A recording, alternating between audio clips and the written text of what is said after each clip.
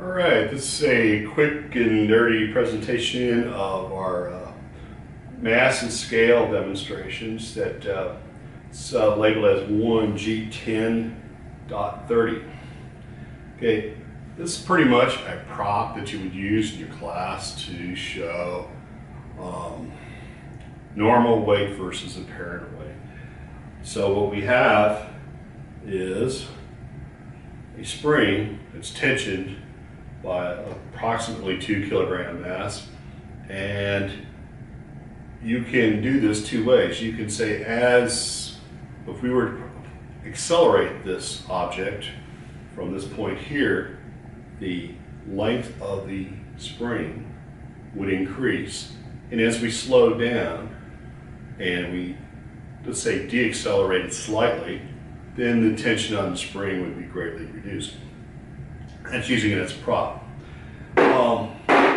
You can also use it to describe what happens to, or in this case, this is a fisherman's scale.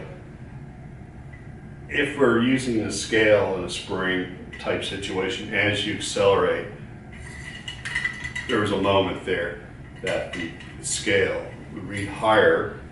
We do have a Newton scale. I don't know if hey, it works.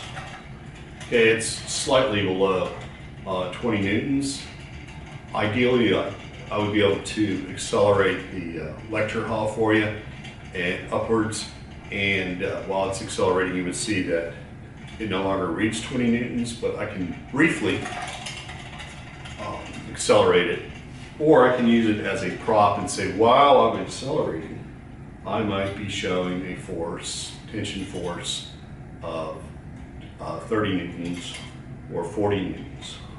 As I deaccelerate, then the tension is reduced as I'm going upwards. And in the last case, I'm not going to do it, but a free fall situation, I would hope that this scale goes briefly to zero in a free fall situation. That's mass of a scale, 1G10.30. Thank you.